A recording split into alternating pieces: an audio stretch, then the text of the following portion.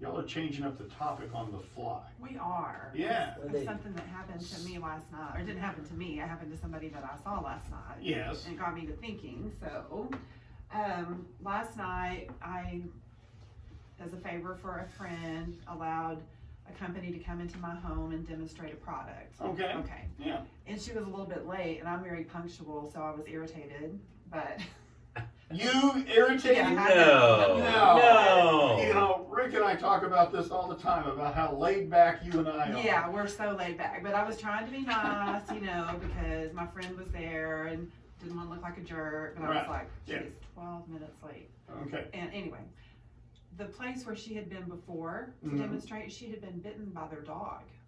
And it broke the skin.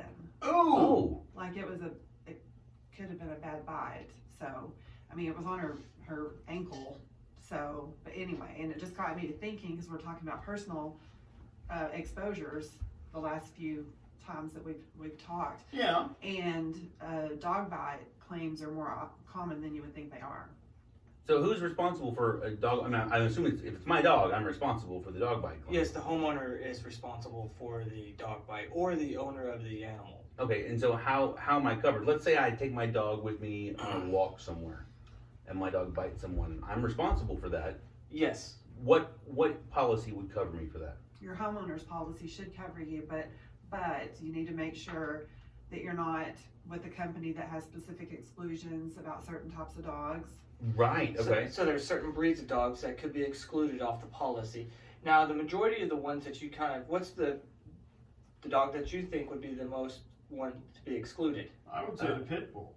See, misconception. It's the dachshund. The dachshund. The dachshund is the #1 biting dog in America, next to the Chihuahua. Yeah, I was going to say, I knew Chihuahua's got to be but in there that's just- somewhere.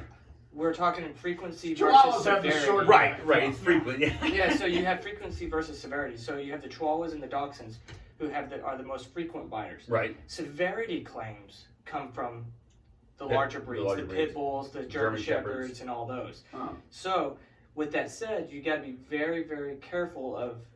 I have a homeowner's; it will cover me. Well, will it? And you have premises versus off-premise. I suppose that's my question. Is that how do you know that you have proper coverage? Well, you need to check your policy, talk to your agent. Another thing that's a little twist on that is every homeowner's application I've ever seen, and I've seen a lot of them, ask the question, do these people have dogs? Does the client have dogs? And if so, what breeds? And you want to make sure you've disclosed to your insurance company, Oh, right. what kind of dogs you have. Because probably this wouldn't happen, but it could happen. They could say that you said, no, I don't have any dogs, but you had a German Shepherd or a Pit Bull or a Blue Heeler was what bit the lady last night, whatever it is. They could say that you committed fraud by not telling them. Oh my goodness. Which again, probably wouldn't happen, but just the safest thing to do is check your policy, check with your agent, make sure that the type of policy you have covers you in the event that happens with the breed of dogs that you have. What if you never bought the dog? What if the dog just showed up and you started feeding it? Do you really own that dog? That's a legal question. Uh-huh. No, I use that because I remember Racehorse Haynes said he had a case where the dog had gotten out, bit somebody, and he said just prove that the client owns that dog. Right. And they couldn't prove that he owned the dog, and there was the case. And I think the key there is the defense. Right. Yeah. Because you have to prove if they sue you, you don't want to have to pay for the lawyer. Well, and that's why you have insurance. That's the whole reason you have it, and you have the blanket coverage on all that. But they do get specific. Yeah, they I had do. no idea. And most owners policy don't have those exclusions. We don't want to mislead anybody. Well, truthfully, for me, I want to make sure that I take care of any. If my kids cause damage, if my pets cause damage, I'm happy to do what I need to, and so that's why I have homeowners insurance. That's why I have the coverage that I have, so that I can make sure that I am being a responsible, good human. I'm not trying to get out of anything. Like I would never want to say, well, my dog bit you, but But too bad. yeah, I don't want to do that. Right. So I want to make sure that I have plenty of coverage to take care of any problem like that. Yeah, so check with your agent and they can go over your policy with you and make sure there's not any of those exclusions. Okay, that's great. So we thought that would be our tip for the day. So when you're looking at your policy, you should probably just call your agent. Yeah, That'd be the probably easiest way so. to do it. There's no way for I've looked at my policy and I'm sorry, I'm not. I need to call someone and ask. Yeah. I can't do He'd that. rather read the Old Testament. I would, absolutely. I'm telling you backwards and forwards because I get through there and I think, well, my problem is that I feel dumb because there's a certain amount of legalese inside a document and I don't know what that means. The whole document is nothing but legal. Right, that's right. And well, once I got past my name, I figured, well, I don't know at this point. I have no idea. Some of those policies originally were written, golly, how many years ago would you say?